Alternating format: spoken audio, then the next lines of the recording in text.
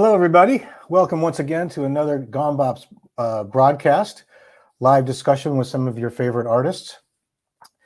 Today, first of all, I hope you're all doing very well out there amidst everything that's happening, and I hope you're having time in your creative process, keeping yourselves in a good place. So today, I named today's show Mentors. And to two gentlemen that are going to join us today are mentors in their own right for their own respective generations. Both of them are masterful Cuban musicians and have influenced just thousands of people around the world. And we're very excited to have them today in a conversation together here. So thank you for joining us. Also, feel free to comment and give us some questions. If you have a question for either of these gentlemen, please let us know, because we can put it up on the screen and we can have a conversation with you and answer your questions, or if you just want to say hello, and feel free to chime in, because this is all, we're all in this together today, okay? All right, so welcome. My first guest, I was initially introduced to Eliel Lazo from another one of our artists named Raul Pineda, another amazing, wonderful drummer from Cuba. And the first time I saw Eliel play, I was just struck by his effortless musical technique on congas. I was blown away. Being a player myself, it was one of the most inspirational moments I've seen anyone play the instrument. Eliel has played with a host of great artists, including Michel Camilo, Chucho Valdez, Diane Reeves, Herbie Hancock, and Wayne Shorter. He's considered one of the finest congueros in the world today. His solo releases border between 70s funk and Cuban songo, including a Danish Music Award for Album of the Year for his third release, El Conguero. Everybody say hello to Eliel Lazo, please. Hey, bud. Hello. Thank you so much. Thank you for being here. Oh, it's an honor. Eliel is joining us all the way from Copenhagen, Denmark today. So it's into the evening, his time right now. So he's already having some wine as we have our coffee. Exactly. Right. Well, it's good to see you, man. Good to see you too. Good to see you too. Yeah. Our next guest, Orestes Vilato, is one of the world's most influential percussionists, and has worked with everyone from Aretha Franklin to Carlos Santana. He was a pioneer of the East Coast salsa sound in the States, and he played a seminal role with such artists as Ruben Blades, Celia Cruz, Johnny Pacheco, Ray Barretto, and many others. After many years in New York, he moved to California and became part of the Santana Band, and also had a huge part in forging the Latin rock genre. His fantastic solo release, It's About Time, received 5 stars on iTunes and is a must-have for any fan of authentic salsa music. Orestes is also a huge influence on so many people around the world, one of the world's greatest, most influential timbaleros, and an honor for us to also work with him as well. Please welcome Eliel Lazo, everybody. Orestes Vilato. Orestes. Aquí estamos. Welcome. Thank you. How are you? I'm fine. Just keeping up things. Yeah. Trying. Orestes is joining us from Northern California today, so we're spanning the globe a little bit in 3 different areas. It's good to see both of you guys. Let me ask you: have you ever done this together in a conversation before this type of thing? No, not really. Oh. Well, I know about Eliel because of the videos and all that, and probably one person that adored Eliel was Raul Rico, that used to live in Denmark also, and he always was talking about Eliel. So And Raul was the one that actually turned Eliel on to Gon Bops initially, right? Isn't that right? Yeah, Raul Rico, he told me a lot about Gon Bops at some point while we were hanging out and playing around here in Copenhagen. And there is the other Raul Pineda, Yeah, that actually told me, I know Rich, and I would like you to meet him. Yeah, Right. yeah. So Those are two good Rauls yes. That's right. Well, Well, in my I was career. Let's say when I I'm remember very when I was thankful. talking Yeah. when I but was probably Eliel never heard about me because it's a different generation. So I don't know. No, no, no, no, no, no, no. Of course I did. Of course I did. And you know, the first time I heard about about you, Master, it was because I saw a poster at my teacher's rehearsal space. My teacher, Oscar Valdez. This probably was like Okay. 17, 18 years ago. A poster of a master class you did with Changuito and Oscar Valdez many, many years ago. Wow. I don't remember where was that. But that was the first time I heard about it about you. Oh, good night, my son. There she is. They have good. to sleep. Yeah. Yeah, yeah. Buenas noches, Malia. Yeah, that was the first time, and from there, I mean, I've seen the Santana work and the Típica 73. Yeah. Yeah. Exactly, Founder of the band 1973. exactly, and singing, right? I was blown away also by the timbales playing, but also the singing, man, amazing, amazing, amazing. I fool around a little bit with the singing, but I'm not. Yeah. I'm a frustrated feeling singer. The words Okay. feeling, Cuban way. Elena Burke, Fernando Álvarez, all those people. Those were the people that I listened to when I was a kid. Yeah. Yeah. And they stay. The melodies stay in my mind. Mhm. Chords and that, which was a lot more modern at the time than the things that you listen normally in the radio. Yeah. Those Yeah. people. Yeah. Wow. You know, I want to ask you about singing and playing at the same time. Actually, it's interesting you just brought that up. Before we do that, though, uh, I'll just address what you just said, Eliel, about Raul, the two Rauls, because I remember when I was talking to Raul Pineda one day about congas, and we were talking about just selecting different drums from the Gon Bops selection, and some of the people that I love to watch. And he goes, "Have you ever heard of Eliel Lazo?" I said, "No, not yet." And this was many years ago. And he goes, "Okay, so you have to know about him." And I am so glad he turned me on to you and us onto you. And I remember the first time I saw you play. I think it could have been that Cuban club in Burbank. Was it Here, Mambo? Mambo's, I think. Yeah. I Yeah. think it Yeah. was there.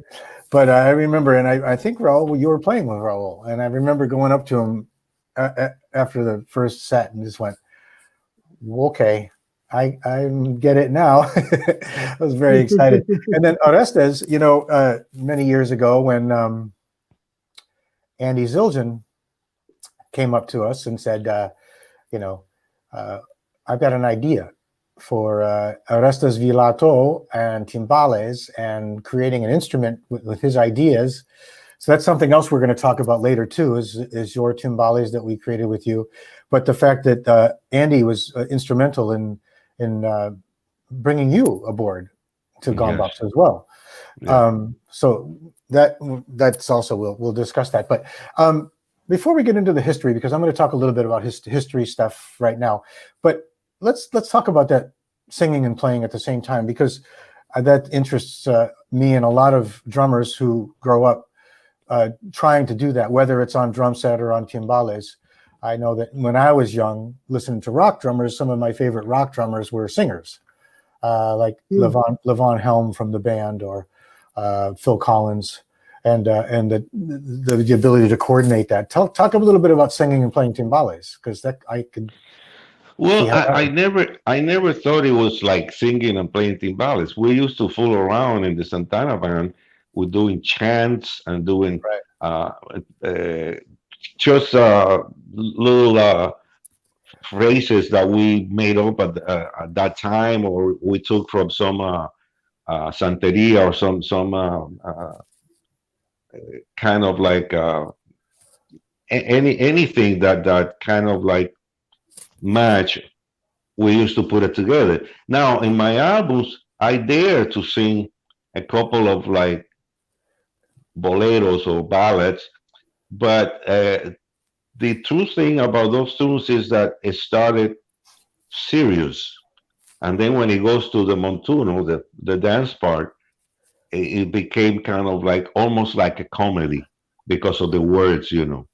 One tune it says "Oye, huye, que te coge el buey," you know, and he's talking to. I'm actually talking about my the city where I was born in Cuba, which is Camagüey.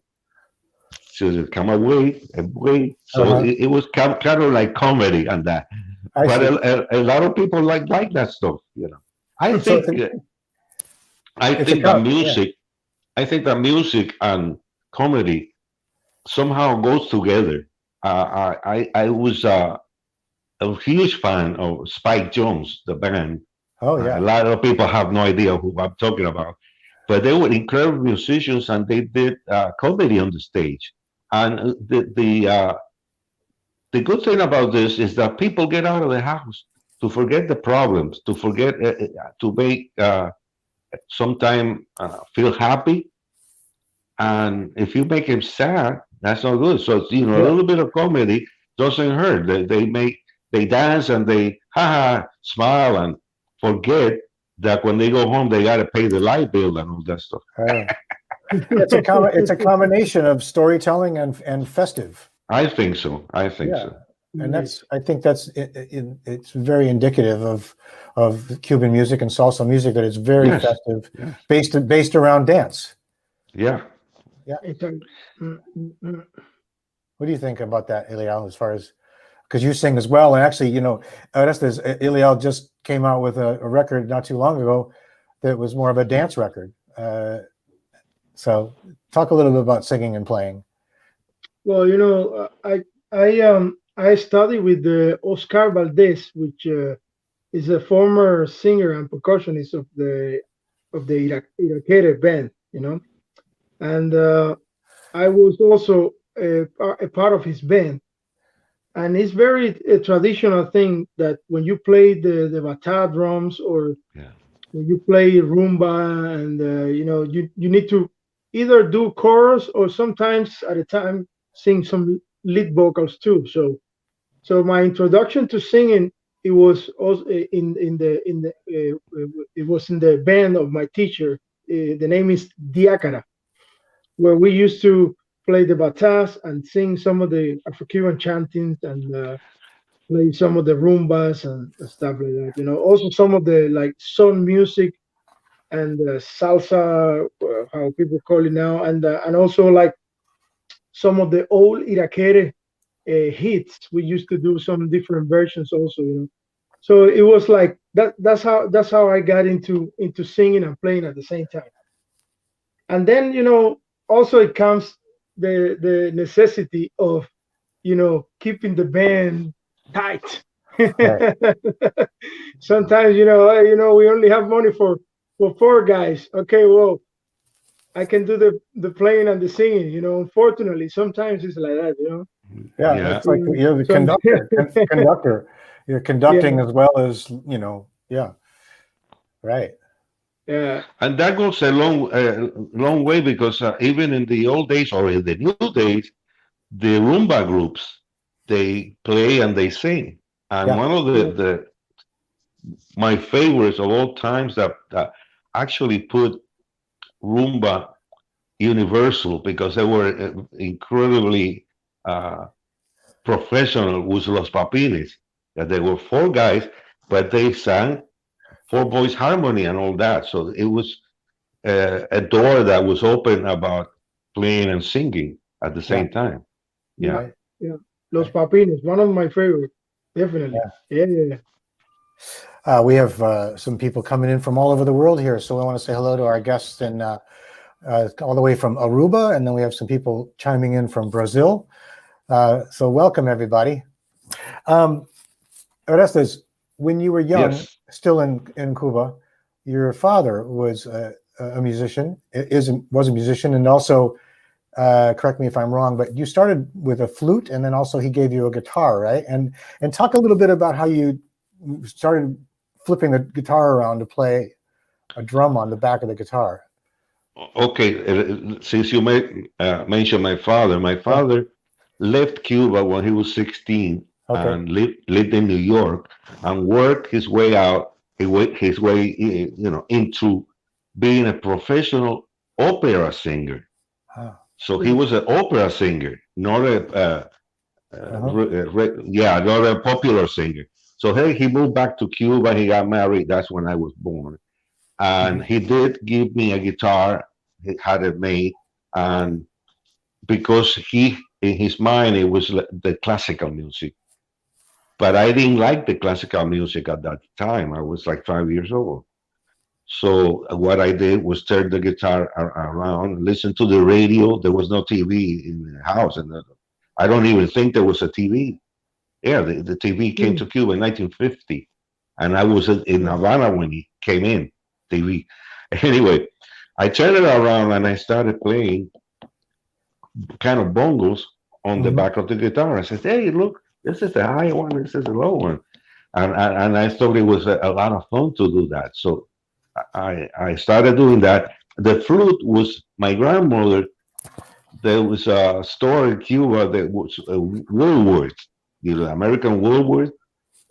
But in Cuba, they used to call it el tencén, el tencén. So she bought me a plastic flute with 6 little holes. At the time, it was like 25 cents, 30 cents, whatever. And I started mimicking the charanga bands at the time with the danzones.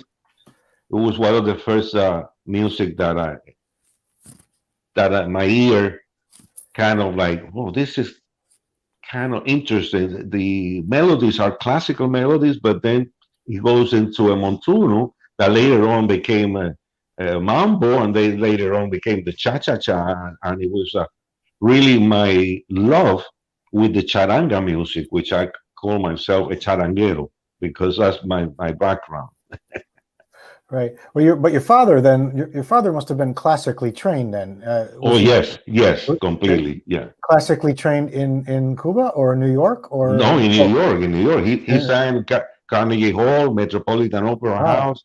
He lived out of that in New York and sang in 2, 3 languages. He spoke Italian perfect and all that. Yeah. So his influence. My father was somebody, he experimented a lot of things. After that, he became an airline person in Cuba. And that's the reason we came to the United States, because they picked them out of everybody in Cuba to open the offices in New York and Chicago of Cuban Airlines. That's when Cuban Airlines started traveling to New York and to Chicago. My father was the one in charge of that. Then we stay in New York. Right. Yeah. So being classically trained, though, there must have been music around you as far as you learning to read music young. Did you learn to read music young because of your father? I am a worst reader in the world. I used to hate reading music, but my father did. And while I listened to a lot of the famous people that were famous in the opera thing, and I knew some of the operas he sang, like the Barber of Seville, Opera Carmen, Rigoletto, all that stuff. He sang all those as a lyric tenor. It was his voice. Yeah. Wow. And Eliel, you left Cuba initially to the Netherlands. Is that correct? For a gig, or talk a little about what catapulted you to live in the Netherlands? Well, I live in Copenhagen, Denmark. Yeah. Yes, right. Denmark. I'm sorry. Yes. Yeah. And I came here like 16 years ago. You don't know what I'm laughing at. Netherlands is quite close though.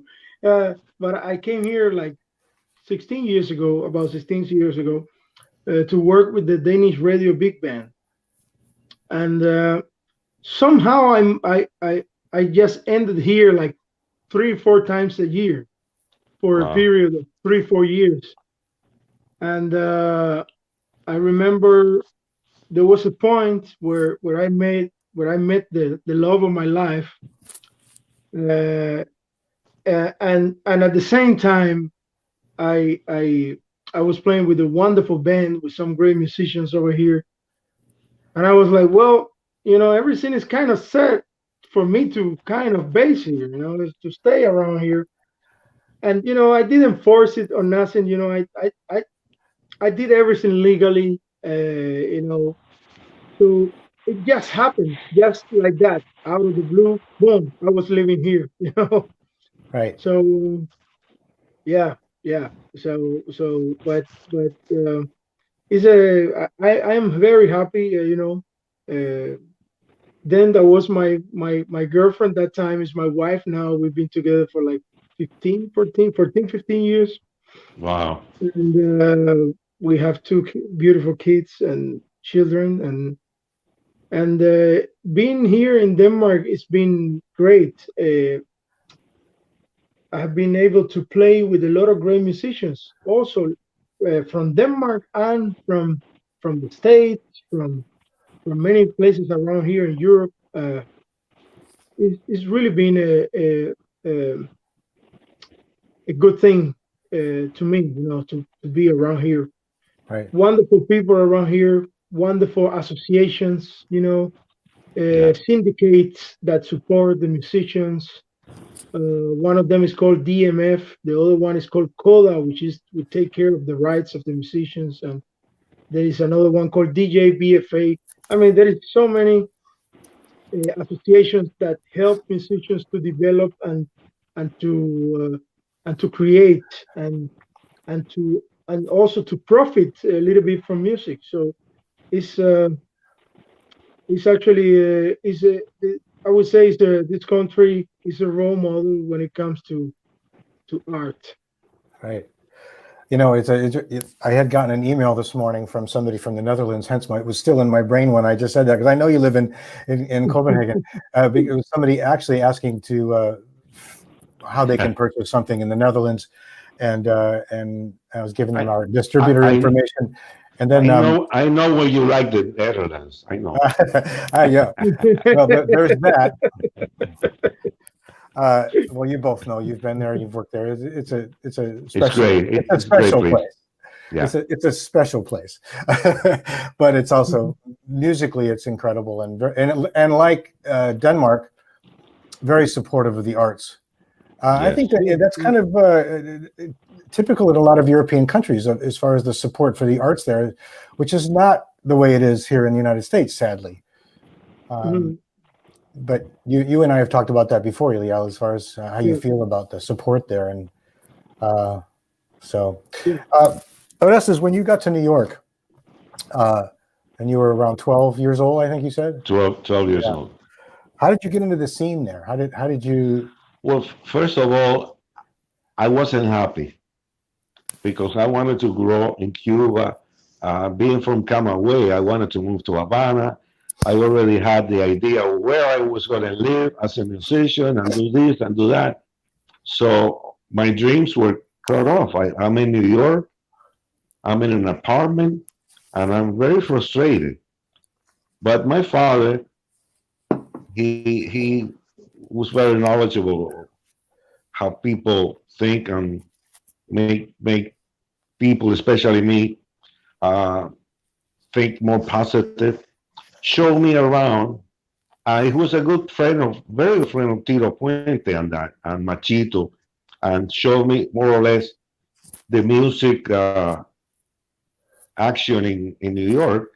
So up till I started thinking, I said, there is something happening here. And actually, thinking back, it was the best times of music in New York. I mean, everything was happening. Everybody was working. A dollar was worth a lot of money. We didn't make a lot of money, but we did a lot with the work that we had. Musicians could live out of music in New York in those days. We weren't as lucky as what Eliel said about the unions. The union in New York was the worst union. the musicians Oh. union. Oh, it's horrible. I'm still going through changes. I have a retirement from the union, which is a couple of cents, and I just got a letter yesterday that they're reducing. Oh my God. They taking 9 cents out because they want to keep the union alive because otherwise it Yeah. will Wow. crash. But Wow. that's due to a lot of mafia people that got in there and didn't do things Mhm. right. So Yeah. that's what happened. We did not have a good union in New I York. don't think that's not. I mean, that's the way with a lot of different locals around the country. Yeah. Unfortunately. What was your? Because I know you play everything. You play congas, you play bongo, you play timbales. But how did you kind of decide, or what turned you on to focusing more on timbales? Or was it later as you developed, or how did that come about? Okay, the first thing was that my uncle was a doctor. He was a urologist surgeon, but he liked the tres and the bongos, which was, I mean, he was white and red head, blue eyes, and he's playing bongos with the black conjuntos when he was studying medicine. Finally, he says, I'm on a funk medicine, I have to leave. So he left the music. When learned that he found out that I liked the percussion, he gave me my first pair of bongos. So that's how it started, bongos. In those Wow. days, it was a toy bongo, with the nails, and you have to put a match or something to warm it up so that it could. That's how I started with the bongos. The timbal was a coincidence. Was somehow I wasn't expecting it. When I got to New York, my father had been there already a couple of months already, working with the airline, and said, I got something for you. I was in a poker game, and I won a pair of timbales. And so if you could do something with that, I have it here. Here's timbales. So he gave me the timbales. He said, let's see what you could do with that. So to make a long story short, 2 weeks later, I was playing timbales with one of the local bands in New York. So that's how without knowing, the bell was backwards, that the timbale was, to the right. I asked a lot of questions. One of the person that helped me a lot, those people were like my family, was Arsenio and his two brothers, Raul and Quique, especially Raul. Raul was very close to me and showed me the way you tune a timbal for charanga, and tune for big bands, which is different, and a couple of things like that. Just listening and looking, and that's how I got into it. And you And went when the job was there. There was a lot of work for timbaleros okay. because Tito actually made the timbales an attraction. So everybody wanted to be Tito and to be a band leader. So we had Caco, we had Willie Rosario, that they were timbal players and they were band leaders also. So it Mm. became a fashion. Hmm. But when you started, though, I remember reading something that you started out kind of listening to the timbalito player, or the playing with sticks on the bongo, Yes. and transferring that. Is that correct? Well, another suggestion of my uncle, I said, well, who do I listen to? Because I'm listening to the radio and that. He says, well, this guy is my favorite. He doesn't play bongo, but he plays timbalito. But he plays timbalito in the fashion of bongos, which is manteca from Sonora Matancera. Right. Because timbalitos are used here mostly to do solos and that. But in Right. Sonora, they didn't have bongos, and manteca used to do the martillo in the timbalitos and play them like bongos. So that was to be something like, wow, this is great. I like the phrases that he's doing. Right. So I got a lot of inspiration from his playing when I started learning bongo, Hmm. and that's Hmm. how it started. Okay. And also the timbalito is an instrument that very few people play right now. Ah, There's no groups with timbalitos. One of the few guys that still play timbalitos in some groups is Pablito Rosario in Puerto Rico. ah, And I had done a couple of recordings in the Bay Area with timbalitos, like with John Santos and that. right, But it, not here.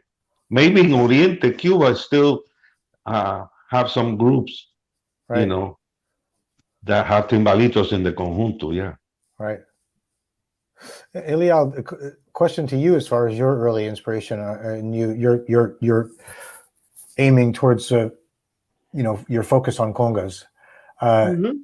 Talk a little bit about who kind of early influenced you and who you admired watching and listening. Well, I think about, I don't know, 20 plus years ago, I saw this. There was a video that they used to put a lot on TV with Tatawines and Anga. The song was called Pasaporte, and I think it was the name of it was the name of the album, an album they did together. And right after I saw that video, which is it's a video where they are playing in a solar. Solar is one of those kind of how can I say? It's kind of like a place where people live in not the best conditions. I don't know if it's like a project. It would be like a project in the States or something like that. But anyway, they are playing in the rumba. They not rumba, but they are playing like a solo. Both of them. Tatawines start the first solo, and God takes the second solo. And right after the second solo, I was like, I want to be that. I really want to be that. I might have been around 10 years old, 10, 11 years old. And I start to kind of, pay more attention to every single time there was like a tambor, a religious party or something around, I would pay a lot of attention to it. I remember I have this friend of mine, they call him Modupue. He's singing right now. He's singing right now with a band called Osain del Monte. We went to school together, Oh wow. and he told me, hey, we no, actually we went to a cultural house, Marianao. We are from Marianao, and we went to this Casa de la Cultura in Marianao, and there was a conga there. We went there with the school, and he said, hey, play. I will sing. At that time, he was a very good player already, and singer and dancer too. So that was kind of my introduction. Then later, I had a very good teacher. His name is Daniel Suazo. He also Mm. helped me a little bit with like putting. He was my mathematic, geographic, uh, music, and a few other classes in when I was in sixth grade or something like that. He also helped me a little bit. Then there was this other guy. We used to call him El Tinta. Mm-hmm. His name is Alexei. His name is Alexei Marti.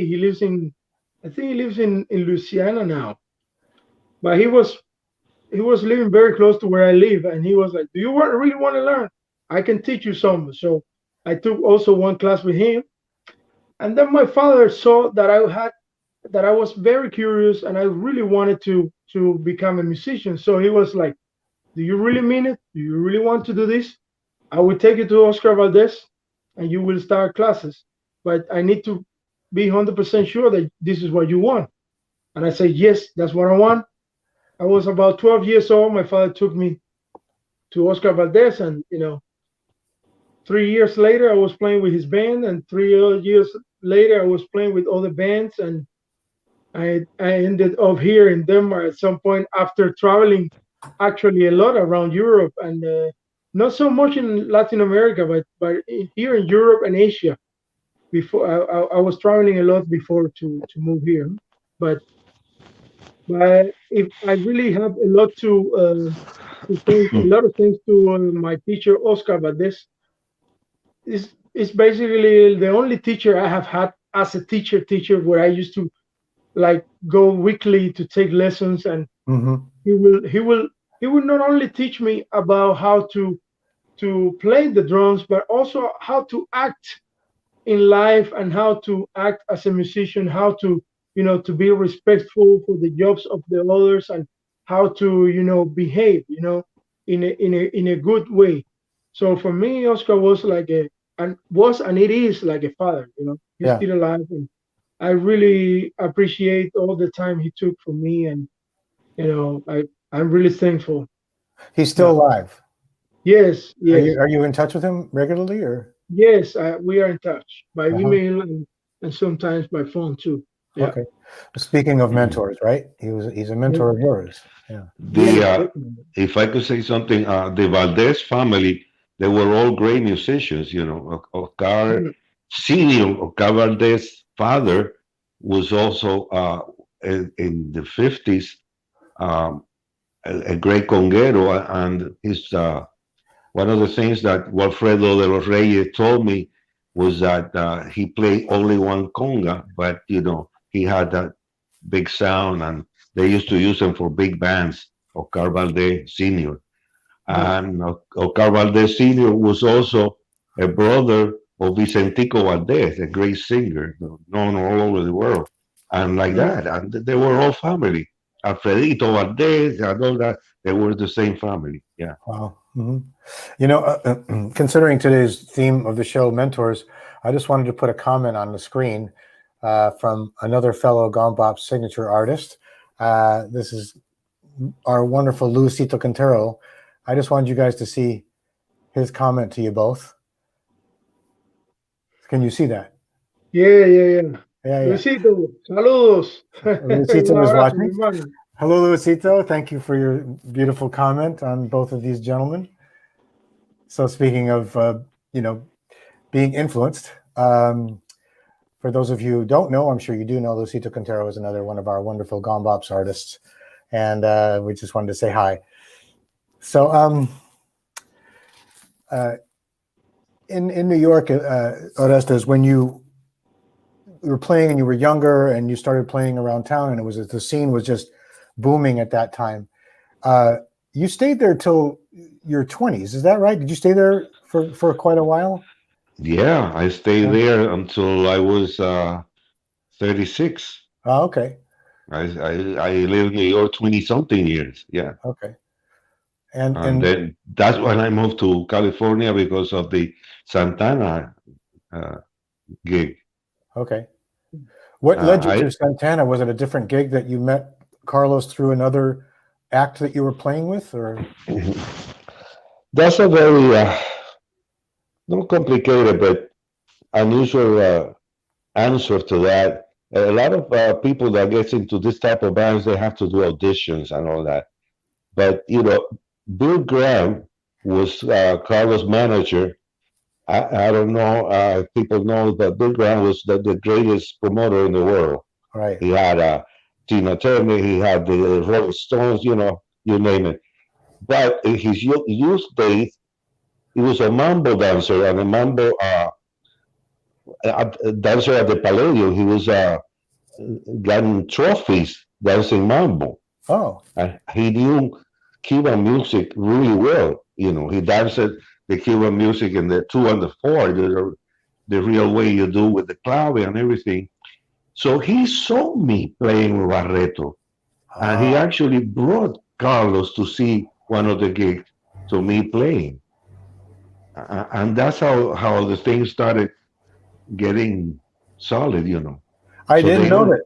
And I didn't know Bill yeah. Graham was a mambo Oh, dancer. he was unbelievable. Another thing was Armando Peraza was in the band, and I didn't even remember this, but Armando did. When I moved to New York, one of the first persons that I met was Armando. At the bottom of the Palladium, there was a little bar, and my father introduced me to Armando. I was 12 years old. So Armando said, "You don't remember, but your father introduced you when you were 12." So that was another thing, another positive thing about me going into Santana, Right. to be able to hang with Armando and work with him was just a joy. I learned so much from him. Wow. Yeah, yeah. So it was through the Ray Barretto gig that you were doing. The what? It was when you were playing with Ray Barretto when that connection happened. No. After Ray Barreto, we made Típica 73 in New York, and we worked with Típica on a couple of albums, and we were signed to Fania Records. Then after that, I made my group, Los Quimbos, and we did 4 records with Los Quimbos. After Los Quimbos, I got tired of being a band leader, and I joined 1979 the Charanga Nobel.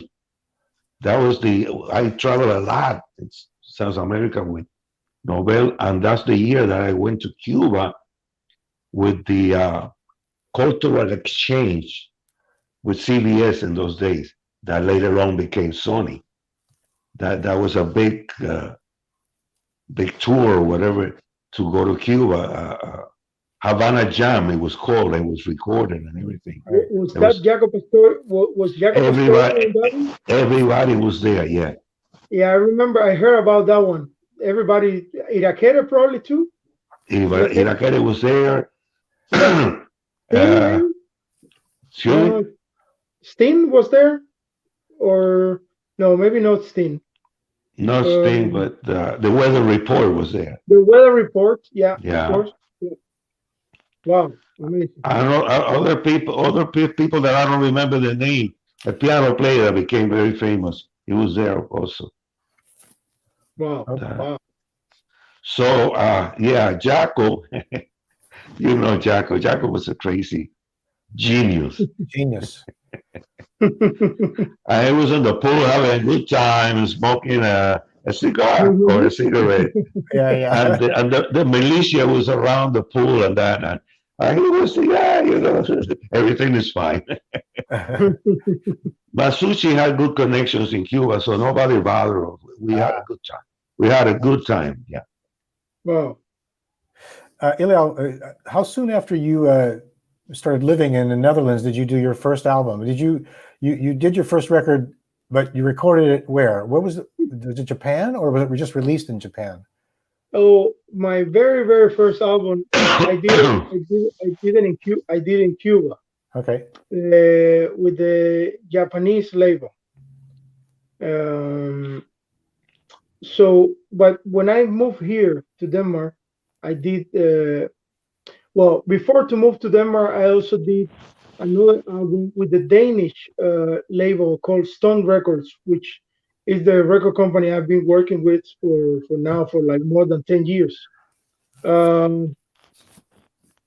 This second album was I did it together with some other two great musicians, Yasser Pino, bass player, and Jonas Johansson, a drummer that used to play with the late Niels Henning Øster Pedersen, amazing bass player, one of the pioneers. So, yeah, once I moved here to Denmark, then I did another album called El Conguero, which was my first album already living here in Denmark, which I got a Danish Music Award for that work we did there with a lot of great musicians, Alexander Abreu and Polito Padron. Chucho Valdés is also playing in that album, and yeah. Then I also did another album after that called Eliel Lazo and the Cuban Funk Machine. And I think I told you about this album. I kind of rediscover funk music. I was too young, and there was too little information in Cuba about all these wonderful records that happened in the 70s. So I didn't really know much, but at some point I just got a recording from Los Bam Bam from the 70s, and I was like, wow, that's very funky. And I already at that time I was into like the Meters and the Parliament Funkadelic, and I was like, I want to do that, because I was always kind of like, if I need to make a project here in Europe, in Denmark, where I live, it have to be something where I can be me, but the musicians also can be themselves. And here there is a lot of great guitarists and a lot of great Hammond organ players and a lot of great drummers that can kind of, play in between, Cuban and funk music. So that kind of rediscoverment gave me the possibility to actually make a project with a quite high quality. Right.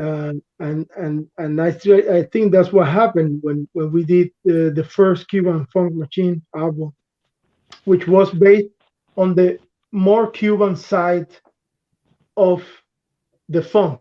Right.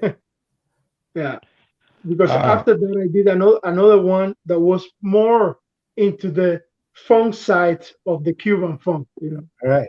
Yeah, and God told me that the conga yeah, had become already a universal instrument. Is in other words, not just to play Cuban music. You Right. could yeah, incorporate it in any type of music, and exactly. I believe that. I believe though every instrument that we play could be played in any kind of music. Definitely, definitely. I Well, Yeah. remember there is some of the recordings of the Rolling Stones and all of many of the great rock and roll bands. They have the congas there, and you can hear them clearly. Yes. It's not like Yeah. today that oh, it's a rock and roll, or it's a pop, or you have to keep it low. No, in those days you could hear it clearly. Keep it low. And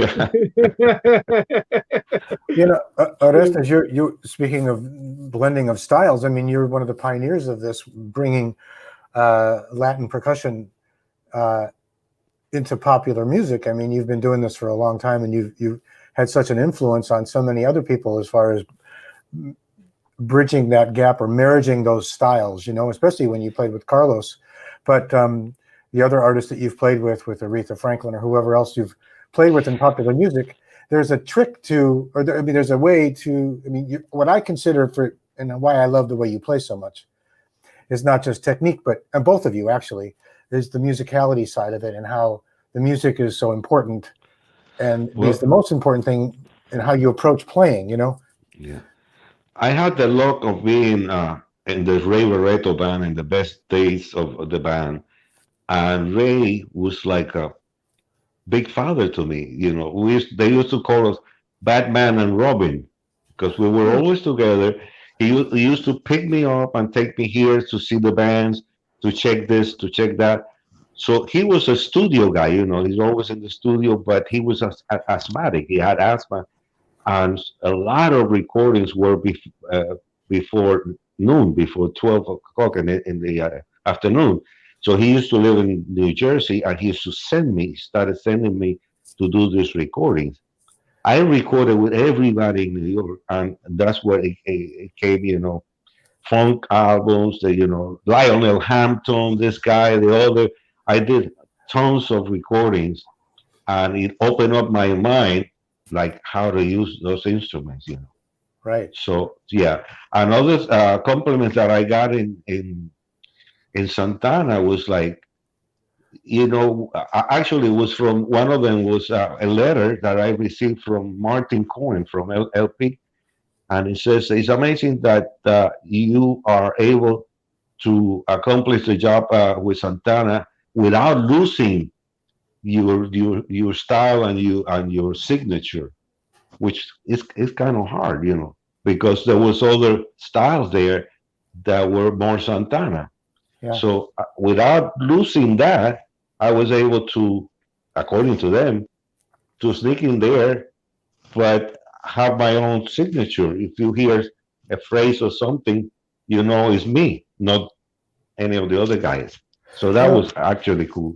that's interesting too, because as far as developing styles, developing your own voice, your own style, back in years ago when there wasn't all of this access to materials, and you didn't have any of that. So, talk a little bit about developing your own sound. Well, it wasn't prepared. It wasn't something that I thought about it. When I moved to New York, probably 99% of the timbaleros play Tito Puente style. Right. And I respect that a lot. I respect Tito, the way he played, this and that. But it wasn't what I felt. And since Right. I was a charanguero, I like the charanga, the danzón, the baqueteo, the thing sticks. other type of sound, I try to put that sound into dance music, into big bands and that. And without preparing it, it just came out.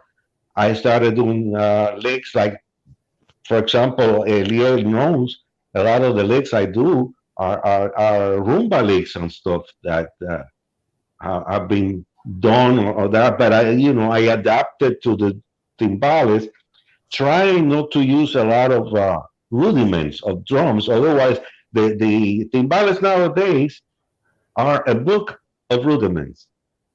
But where is the instrument? Actually, like Amadito Valdez said, the timbales is a very simple instrument. They're putting too much on it and this and that. So you have to know what to put and when to do it. Exactly. And balance the whole thing out, Right. Yeah.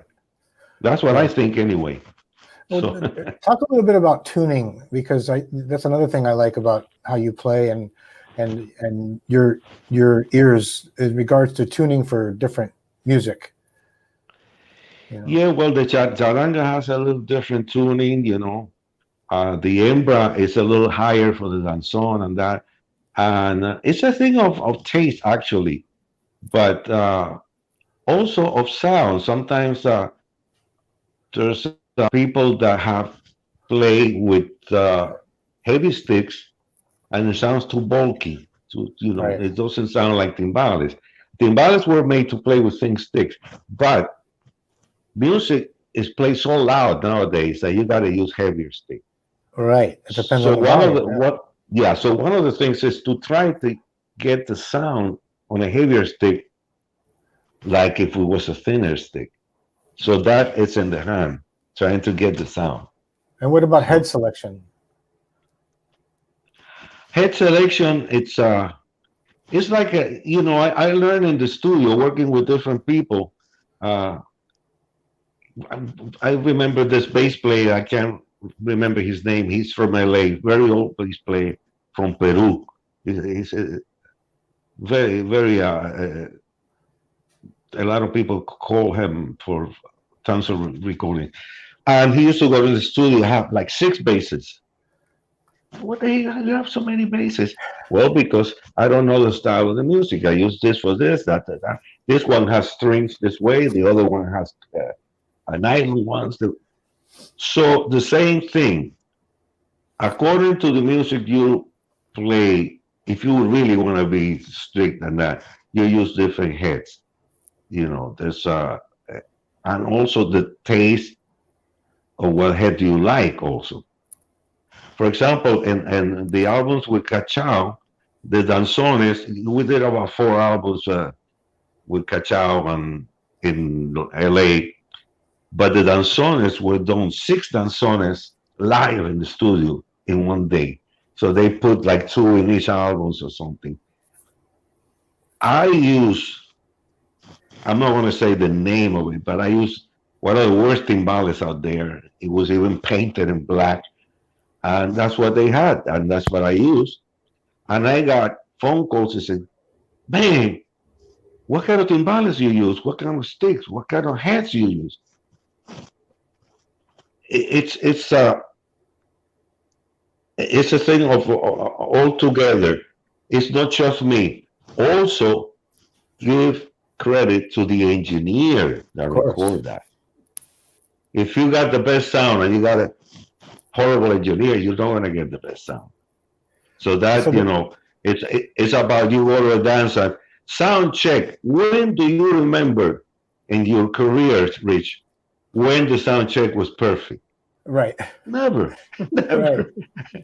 Right. So it sounds great. When you're going to play, you don't hear anything. Plus, you got to do what you have.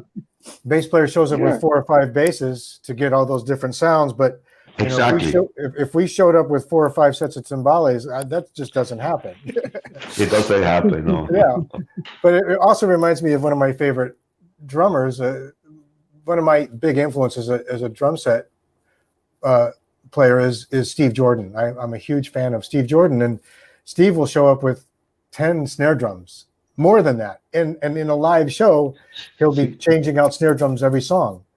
You see that? And that's going for that, you know.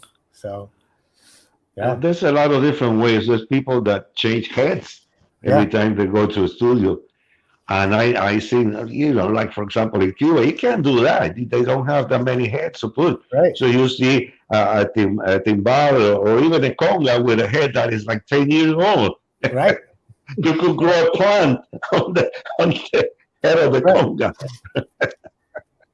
But you know, but they still get the sound. They get the sound out of it. Sure.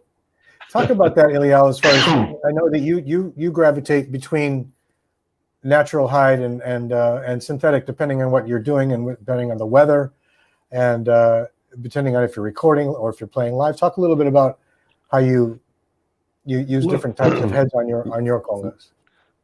Well, on the conga, there's nothing like the real head, but to get a real head is hard.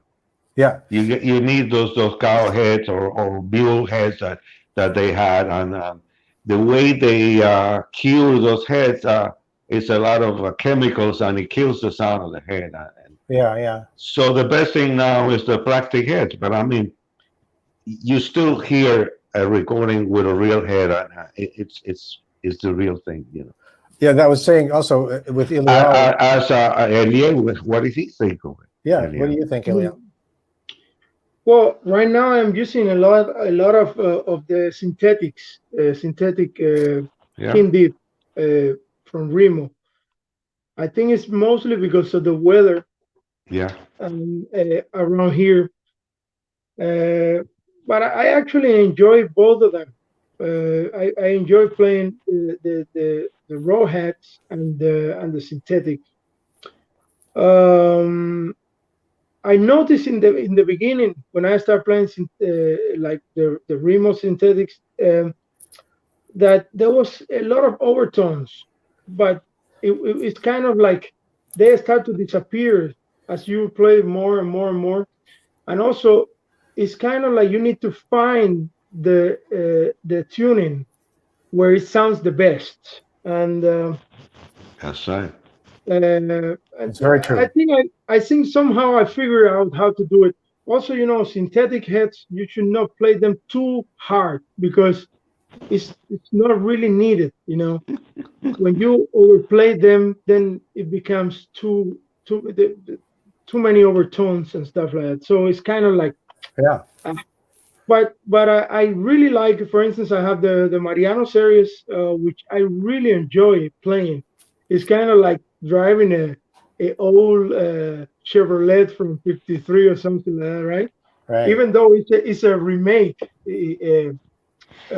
but still they have this vintage sound, which I really enjoy for some of the jobs I do, and especially in the studio. It has this warm, super nice sound.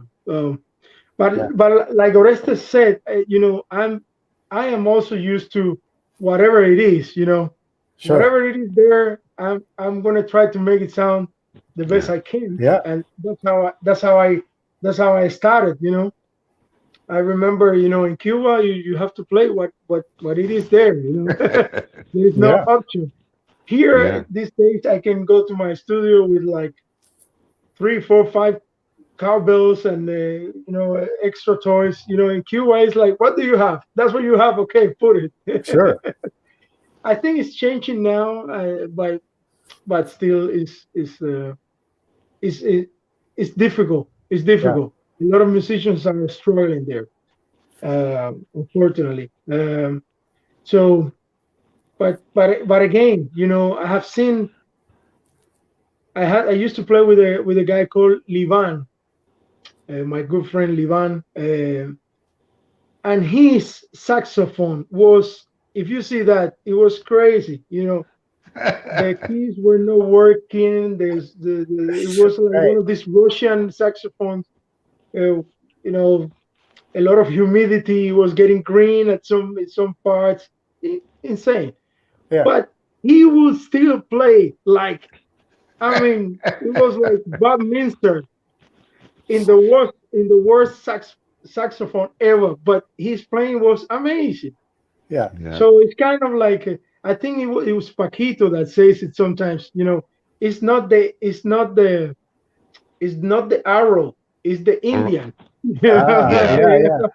Yeah. Yeah. Yeah. So it's kind of like you know if you know how to get the sound out of the instrument, you will do it no matter what.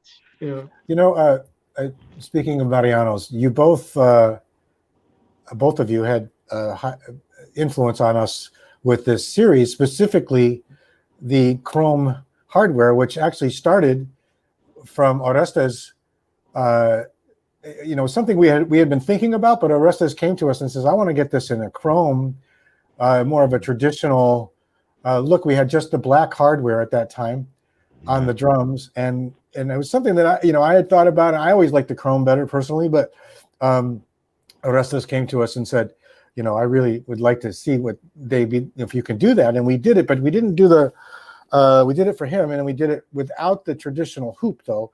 At the time, Right. we could only do it with the California series style hoop, which he has. And then when you came to us and you were interested in it, Eliel, and we were at that point we were starting to think, well, maybe be good to offer both, to have both in our lineup, and now we do have that. But yeah, and those come with cow skin. Speaking of different skins, we also offer water buffalo, which is what you get in Thailand, which a lot of our congas are made in Thailand, and specifically the Mariano series are made in our factory in Thailand. We have just a masterful manufacturing there, and that's the hide that they get. And it is interesting to hear the difference between the cow skin and the water buffalo. Water buffalo tends to be a little bit thicker, and I really noticed the difference when I heard Lenny Castro playing both of them in front of me, because the way Lenny plays as well. But he chose water buffalo over the cowhide. He plays hard, Wow. and but it is the cowhide tends to be a little bit thinner, and it obviously depends on the supplier that we get our hide from, because sometimes you get more fat content in the head. That changes you get as well, and so The water buffalo is the one in the Tumbao Pros, right? in the Timbal Pro, correct? Yeah. They have kind of like, let's call it a little bit more modern sound, if we could say that. It has that kind of, it's kind of more thick and stuff. Right. My experience with the Mariano and the raw heads and the cow skins, is that they have like a very, very vintage sound. So it's kind of like sometimes it's sometimes you can use it for everything, but sometimes it fits more in the vintage world, like old school rumba, old school. Also, the Marianos are kind of light. It's not like a heavy conga also. Right. So, and that also made that type of sound, that kind of vintage sound. But when you talk about the different heads, and also with synthetic, Gon Bops offers two different types of synthetic heads that Remo makes. We do the new skin, which are the white ones that come on our California series, or the skin deeps, which come on our Alex Acuna series and our Roberto Quintero series. And between those two films, they call them, are definitely different sounds, whereas the new skin tends to be a little drier.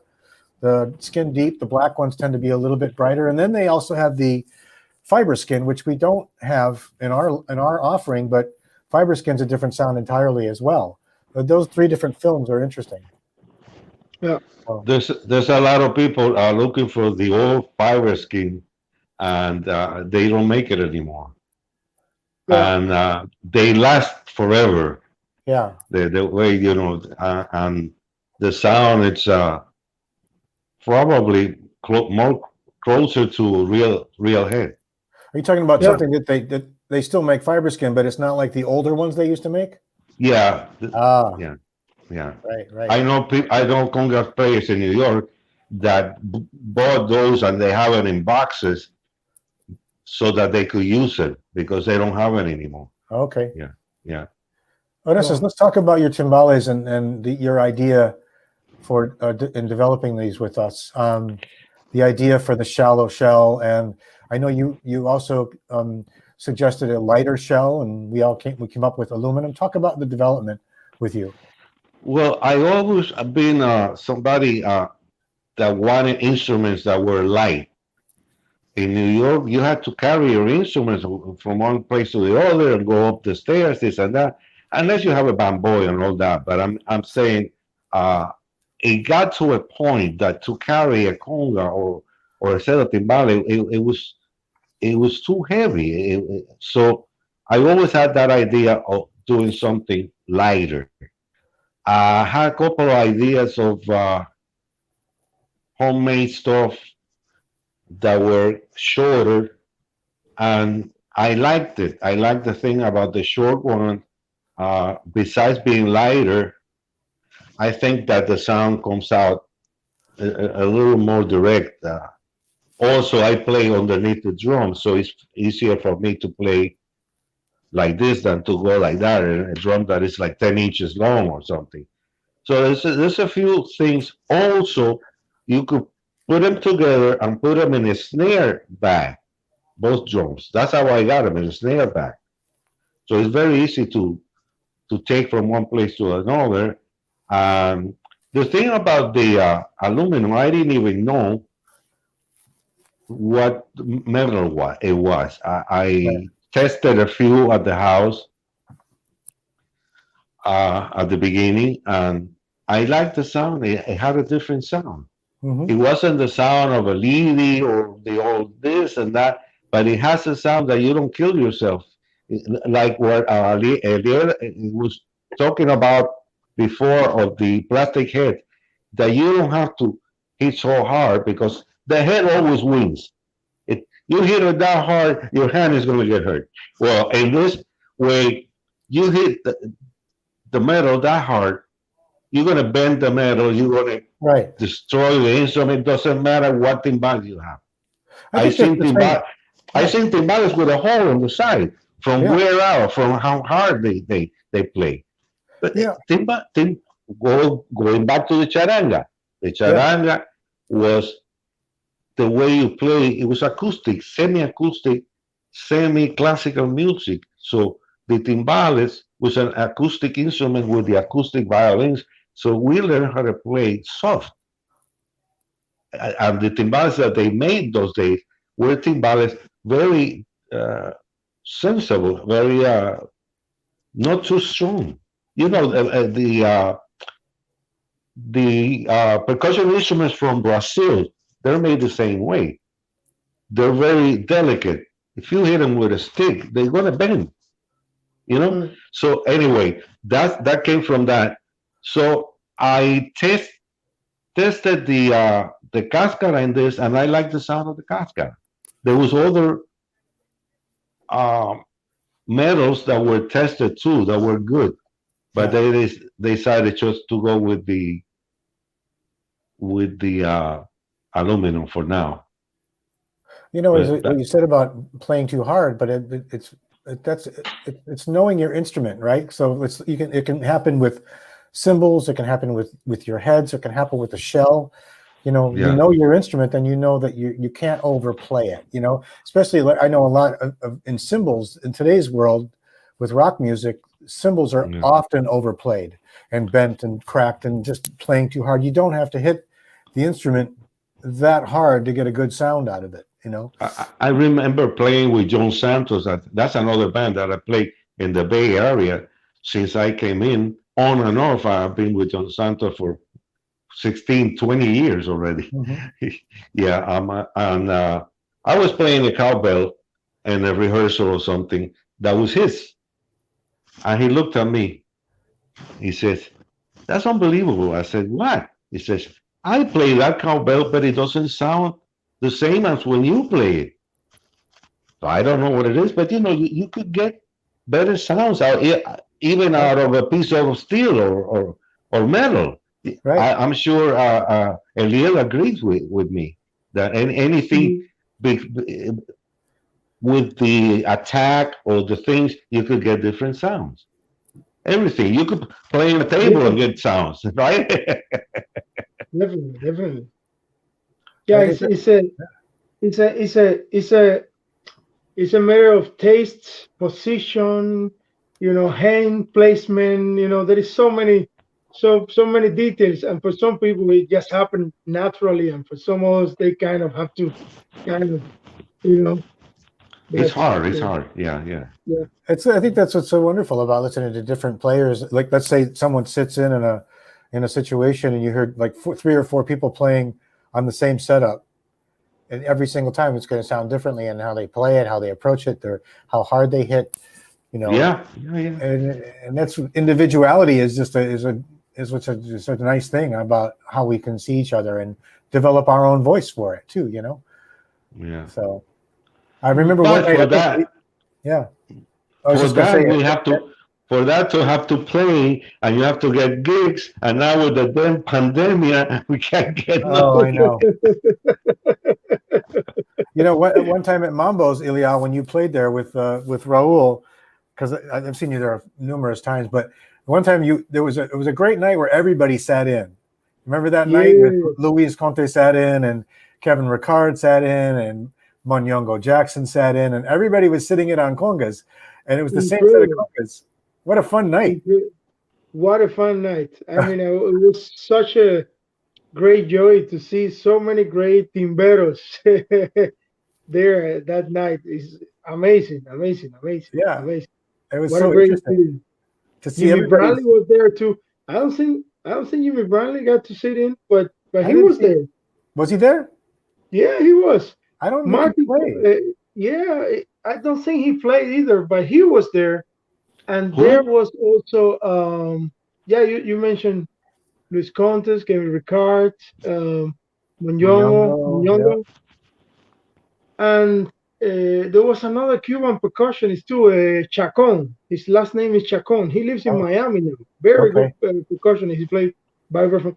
But yeah, it was amazing. What a night! That What a was a night! fun night. I wonder if he's from the Chacon family, from Luis Chacon, and those guys have been like a No, family in Cuba from the folklore that are amazing. yeah, yeah, no, but he's not. He's not. He's Oh, okay. from other family probably. But yeah, the aspirinas. You mean the aspirinas? Los Aspirina, sí. Yeah, those are tremendos rumberos. Yeah, definitely. Todavía viejo y bailan como él. Y Incredible. ¿cuál es? El que toca quinto, creo que Luis o algo así, ¿no? Mario. Mario. Mario, Sí, tremendo, uno de los mejores sí, sí, maestro sí, de sí, eso. sí, Él le enseñó a Martin Verdon de allá de Holanda. ¿Tú conoces a sí, Martin? sí, sí, Ya. sí, sí, sí, sí, Yeah, sí, amigo. sí, Ma- Sí, no, tremendo, tremendo. Los aspirinas son la escuela, son una sí, escuela, señor. son parte Sí, de la escuela de la música afrocubana. sí, señor. Sí, sí, sí. Así es. ¿Tú We ves? just we just got a comment from somebody that says I don't like timbales that have deep shells. So going back to what you said about playing the underside of that, how did you come up with that idea or inspiration to play underneath like that? I have no idea. I just did it one day and people liked it and I found it, whatever. Yeah, because And you can't do that with other timbales. You can do it with yours. I'm gonna name uh, what's his name? The one that you mentioned, Oscar Valdez. I was a good friend of Emilio Del Monte. He passed Mm, away. mm, Emilio yeah. was one of the timbaleros in Cuba, also drummer that started with Chucho Valdez and those guys, escuela, la orquesta de jazz moderno y todas esas cosas. Y yo le pregunté, I asked Emilio, where'd you get your timbales at? Because he recorded some tunes with Cachao that he didn't even remember he had them. But it was a different sound from Barretico. which happened to be my idol, Guerrerico. Anyway, she says, those timbales, I went with Oscar to a hardware store, and we bought the material, and we made those timbales at home. But when he told me that, I had already tried to do that because when I got in New York, I had to make a timbal made in the Bronx in one metal factory, and I always had ideas of making instruments and seeing how they sounded and that. But it reminded me of that the timbal that was in those recordings, Oscar was the one who picked up the metal for Emilio to make the timbales, so to have the timbales made.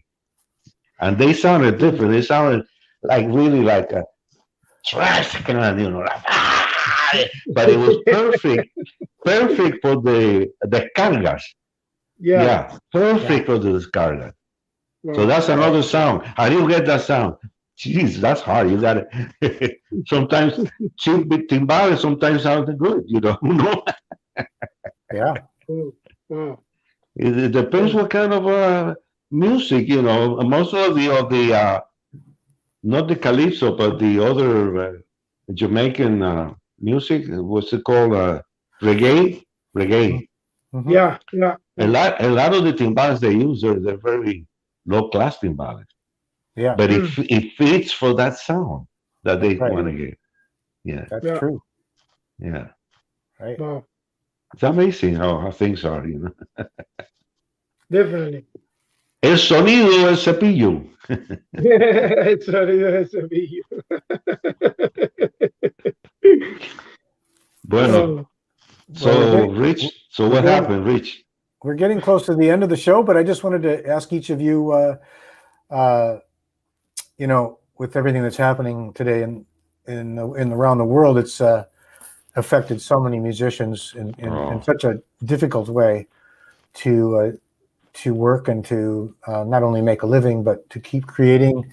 So I wanted to talk a little about how each of you are keeping your creative process going with what's going on. Start with you, Eliel, because I know that you're constantly working on music, and but what's your thoughts on that? Well, I am just trying to keep my, I keep studying, I keep practicing, I keep recording music, I keep, it's a good time also to kind of take a good look at our health too. It's a good time to not just leave everything in the hands of governments and doctors. Also, it's a good thing also to kind of take a little bit of responsibility. So I practice my instrument. I take care of my eating. I take care of my exercises. So and wait for better times. Yeah, well, you just said the topic of taking care of yourself physically as well as mentally is so important, especially now, considering all the challenges that are being thrown at us. I mean, we can do a lot by taking care of ourselves during this time and come out of it even healthier, and definitely. Yeah. I mean, it's kind of like I sometimes see some people, and it's kind of like, well, if you are in a lockdown, you might be safe from corona, but if you're in a lockdown eating McDonald's at home, or drinking liters of Coca-Cola, you might get a heart attack. Right. That's So amazing.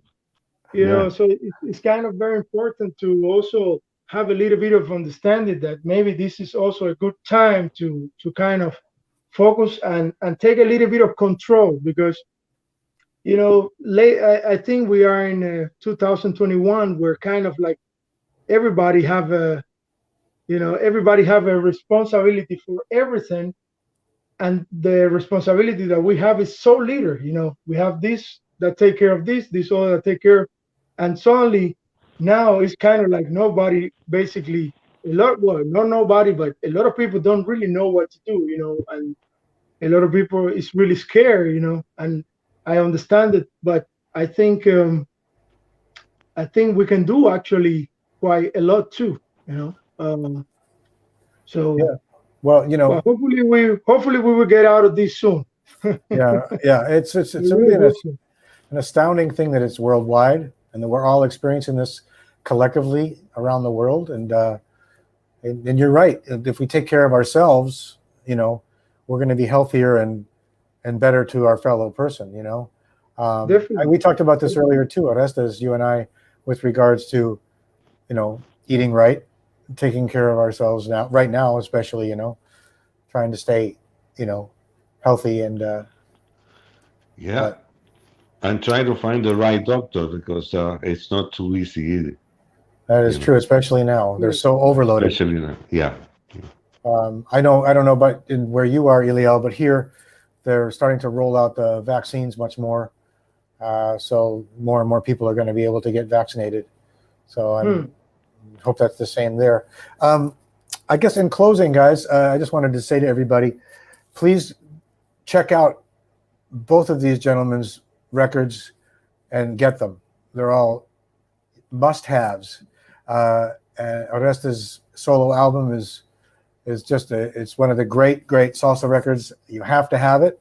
And Eliel's records, all the different variety that he has, I highly recommend it. If you have questions regarding anything to do with Gon Bops and the instruments that we talked about today, please write to us, and we'll be happy to answer any questions you have, no matter where you are. I want to thank everybody that came from all over the world here. From Australia, we had comments, and from Brazil, and from Angola, Africa. Thank you, everybody, for showing up and watching this today. And if you have questions for these gentlemen, you can write to them on their Facebook page. I'm sure they'd welcome your questions and say hi. And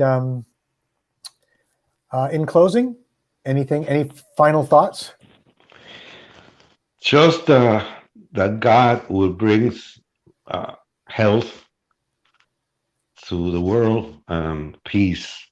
That's what we need, peace. Yeah. Let's get. Amen. Yeah. Yes. Yes, Yeah. sir. Yeah. Amen. Amen. Guys, thank you so much. Thank you for doing this with us. Thank you, Rich. It's a pleasure. It's a pleasure for us. And it's an honor for us to have you in our family and inspiring us to do what we do. And we're going to be doing a lot more together. Let's see when we start doing some clinics on the road. That's right. And then we could be together and have a couple drinks and play. I think you have, and I think we need to do one with the two of you together. That would be incredible. We have to make that happen. Yes. The only thing is, like, after Eliel plays, what am I going to do? I gotta go home and No. have a cup of tea. I don't think so. I foresee a fantastic clinic event in the future. So we'll he's a monster. Not because he's here in front of me, but remember I suggested him. And since I heard him play the first time, I said, this person is different. The approach is different. The feeling, they said, look, I'm getting goosebumps. I'm telling you. El espíritu está aquí. Okay? He unbelievable player. I totally agree. Thank you. Guys, and that goes with the person. That goes with the person too. I never had talked to him, but I knew he was the kind of person that he is. I knew it. Oh man, thank you. If you say it, well, I can't say nothing else. We need more people like you, especially in the music business. Yeah, I completely agree. Yeah, thank you so much. And I really look forward to play with you, and I am to get more of the good stories and the good playing and some stories that I can't say. I can't say here some of the stories. No. We gotta hang out. Someday when this is all over, we'll be in the Bay Area together and have Eliel come up there, and we'll get a clinic event, and then we'll go eat some good food. That sounds Please, great. That sounds great. that All sounds right. amazing. We got it. Guys, hang with us for a second. I'm going to say goodbye to everybody, and I'll be right back with you. And thank you very much again. You're Thank you. welcome. Thank you. Everybody, thank you so much for joining us today. As you see here, we were very honored to have these two gentlemen to join us, and stay tuned to our social media and to all of our website announcements for future events. And I wish you all well today, and stay safe, and keep creating, and let us know what you're doing. Take care, everybody. Bye-bye.